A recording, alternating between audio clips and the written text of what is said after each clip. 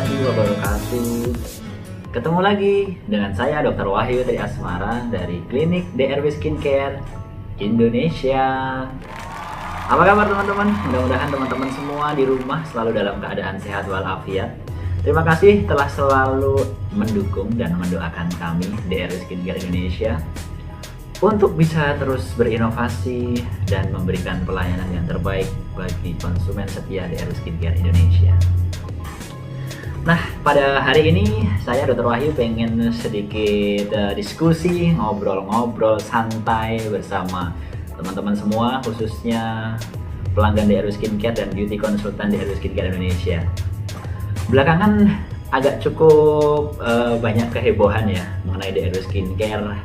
Entah kenapa kok hanya DRW Skincare dan selalu DRW Skincare yang suka bikin sensasi gitu ya. Beritanya ya, kalau kita sih nggak pernah bikin sensasi, kita sih biasa aja, santai aja, tapi sepertinya ada yang suka dan tidak suka ya. Ya biasalah dalam setiap kehidupan, apalagi dalam bisnis ya, selalu ada yang suka dan tidak suka. Dan biarkan waktu berjalan, biarkan waktu yang menilai siapa yang benar dan salah. Dan insya Allah kami terus memberikan pelayanan yang terbaik bagi konsumen setia DRW Skincare yang tetap ingin menjalani perawatan DRW Skincare.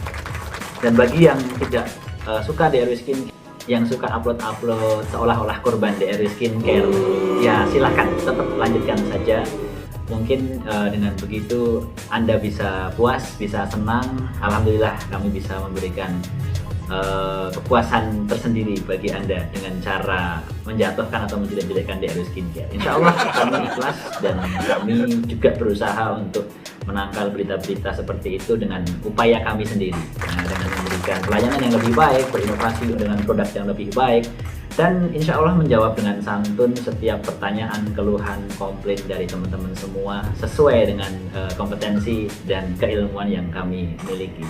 Tentu banyak kekurangan yang kami juga sadari ada di DRW Skincare, namun insya Allah kami terus berupaya untuk memperbaiki supaya dalam ke depan kami tetap bisa eksis dan memberikan pelayanan terbaik bagi seluruh pelanggan setia DRW Skincare Indonesia. Nah, beberapa bulan terakhir, selain adanya video dari sejawat saya ya, yang juga seorang dokter estetika atau kecantikan dan juga jualan online ya, mereview produk DRW Skincare dan akhirnya menimbulkan fitnah di lapangan. Kenapa saya sebut fitnah? Karena yang dibahas hidrokinon munculnya di masyarakat merkuri. Karena hanya cuma lihat judulnya, heboh banget guys. Belak-belakan hasil lab DRW Skincare. Nah, seolah-olah di-share sama banyak orang, DRW Skincare mengandung merkuri. Nah, padahal yang dibahas hidrokinon, dan hidrokinon pun yang dibahas hanya krim malam dan memang tujuannya untuk pasien-pasien dengan keluhan flek hitam dan melasma. Tidak ada kekeliruan atau kesalahan di situ, tidak ada.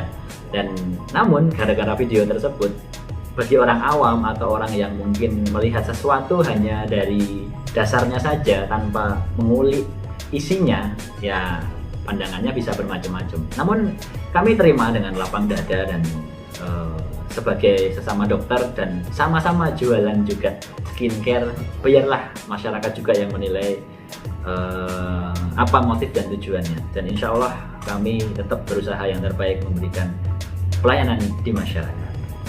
Nah, imbas dari video tersebut juga kadang-kadang digunakan oleh oknum tertentu ya, yang hanya katanya tetangganya, katanya temennya, katanya saudaranya, kata kakaknya, kata adiknya. Dan ketika kita undang langsung untuk berdiskusi, untuk berkonsultasi, jarang sekali yang muncul. Bisa dibilang mungkin yang muncul juga bukan korban, tapi memang ingin konsultasi kepada saya selaku dokter dan sekaligus owner DRW Skincare. Saya tanya, Mbak, korban DRW Skincare? Tidak dok, saya tidak merasa jadi korban, saya mau konsultasi saja. Nah, namun juga kemarin sempat ada yang bilang korban, mau konsultasi. Setelah kita telusuri, ternyata ya hanya kesalahan dalam penggunaan saja, bukan berarti kesalahan dalam produk yang dia gunakan. Oke, gitu ya teman-teman. Nah, yang mau saya sedikit ceritakan di sini adalah definisi dari korban itu sendiri apa ya. Nah, jadi seolah-olah kalau yang ada di pikiran saya, korban itu adalah sesuatu yang konotasinya itu buruk, negatif. Nah, jadi kesannya tidak enak gitu ya didengar ya. Nah, padahal di DR Skincare ini korban yang jadi bagus, jadi positif banyak sekali loh. Yang jerawatnya sembuh, flek hitamnya membaik, itu banyak sekali.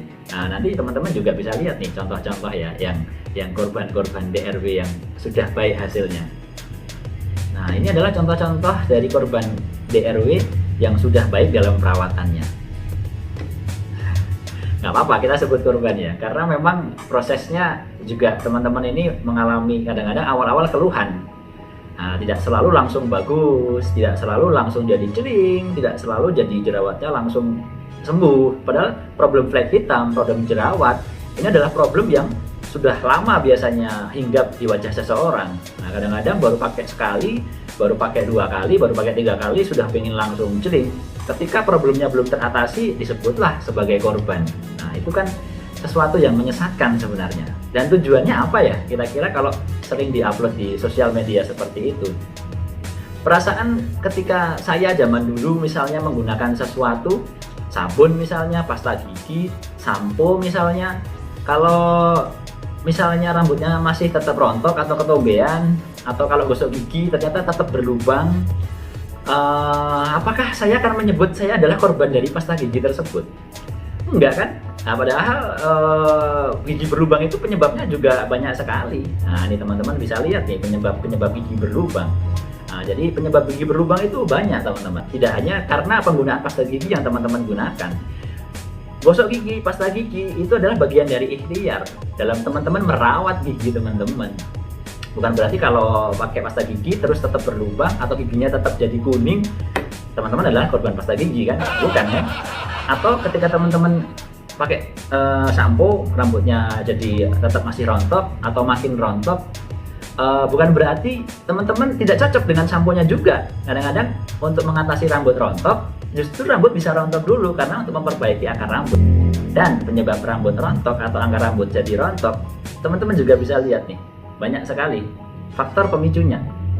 Apakah teman-teman akan menyebut diri sebagai korban dari penggunaan shampoo tersebut? Tentu tidak kan? Dan apakah teman-teman akan upload ke sosial media shampoo atau pasta gigi yang teman-teman gunakan? Aduh, udah pakai pasta gigi begini, makin bolong gigi saya, makin kuning gigi saya. Udah pakai shampoo seperti ini, makin rontok rambut saya. Ketombenya nggak hilang-hilang, makin banyak ketombe saya. Apakah bisa seperti itu? Tentu kan tidak. Teman-teman akan berusaha untuk mencari mana yang baik, mana yang cocok. Kalau belum membaik akan pergi ke dokter untuk mengatasi gigi berlubangnya, ke dokter gigi. Ya, demikian juga ketika teman-teman menggunakan skincare, pergi ke dokter, ke klinik kecantikan. Biasanya orang-orang yang pergi ke klinik kecantikan atau ke dokter atau menggunakan produk dokter itu memiliki problem atau keluhan. Kalau nggak ada keluhan, ngapain pakai skincare atau ke dokter? Kan tidak kan? Nah, jadi fungsinya atau hadirnya seorang dokter adalah untuk berkonsultasi, tempat sharing, tempat konsultasi, sehingga teman-teman ada problem apa, ada masalah apa, selama perawatan pun ketika belum membaik juga bisa sharing, bisa dicari solusinya, bisa dicari masalahnya.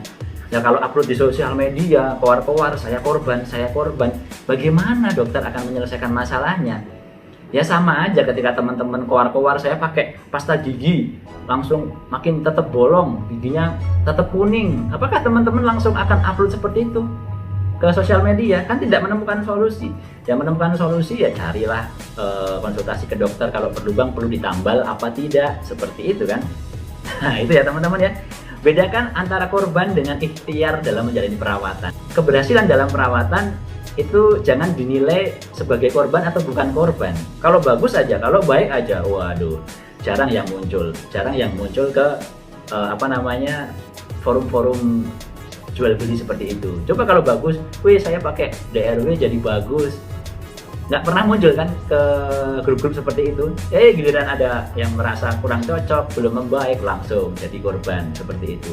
Padahal pasien kami itu banyak sekali, ratusan ribu, dan yang sudah merasakan manfaatnya itu insya Allah kami sangat yakin lebih banyak dari yang ada keluhan selama proses perawatannya. Dan keluhan atau problem itu bukan berarti tidak bisa membaik teman-teman, tapi hanya perlu waktu, hanya perlu konsultasi secara rutin untuk mendapatkan perawatan yang pas, mendapatkan perawatan yang tepat untuk teman-teman semua. Nah itulah ya teman-teman ya. Jadi korban itu agak risih juga didengarkan. Oleh karena itu hati-hati menyebut diri sebagai korban. Karena setelah saya telusuri, setelah saya bertanya, saya anamnesa gitu ya, kalau sebagai seorang dokter, ya ternyata salah penggunaan, salah dalam pemakaian, dan misalnya jerawat atau beruntusan mungkin penggunaan make up yang berlebihan, atau salah makan. Orang yang berjerawat makannya makan pemicu yang berjerawat, penggunaan make upnya berlebihan, tidurnya kurang, stres, tidak mau makan buah sayur, orang kulit hitam kerjaannya panas-panasan, sering terpapar sinar matahari. Disebutnya ketika flek hitamnya muncul, korban. Gimana mau jadi bagus kalau sedikit-sedikit share di sosial media, sedikit-sedikit share di sosial media tanpa konsultasi lebih lanjut. Padahal pemicu flek hitam, jerawat itu banyak sekali. Oke teman-teman ya, sekali lagi, penggunaan pasta gigi untuk gosok gigi fungsinya apa? Untuk mencegah karies, ya kan?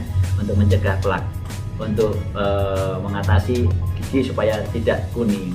Kalau teman-teman tidak gosok gigi aja, sehari 2 hari rasanya gimana teman-teman? Rasanya kan udah risih ya. Ya, ada yang bilang perawatan udah berhenti jadi kusam, jadi hitam lagi. Loh, ya sama kayak teman-teman shampooan, teman-teman pakai pasta gigi. Itu kan juga demikian. Kalau nggak pasta gigi pakai 1 hari 2 hari kan udah risih. Nggak shampooan seminggu, bayangkan kumel kan? Ya sama, merawat wajah, merawat badan, nggak mandi teman-teman ya rasanya lengket, nggak enak. Ya fungsinya dari skincare itu untuk merawat wajah, merawat kulit wajah supaya jadi sehat, supaya jadi bagus. Kalau nggak pakai tetap mau putih, mau cerah, ya susah teman-teman.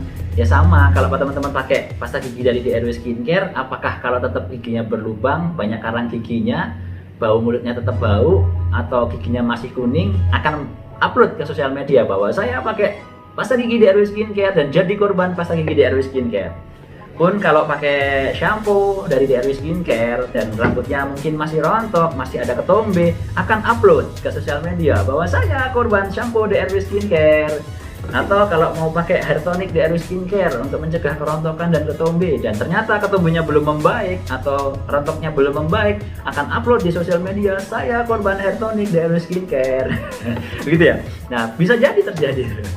Tapi ya saya sih sebagai seorang dokter, insya Allah tidak menanggapinya dengan terlalu serius, dan namun kami juga berhak kan untuk meluruskan, untuk memberikan pencerahan supaya tidak satu pihak saja yang seolah-olah memanfaatkan situasi untuk kepentingan pribadi, untuk bisnis juga, untuk menjual produknya juga. Jadi harap maklum, dan mudah-mudahan teman-teman semua yang masih setia dengan perawatan DRW Skincare selalu mendukung dan mendoakan kami.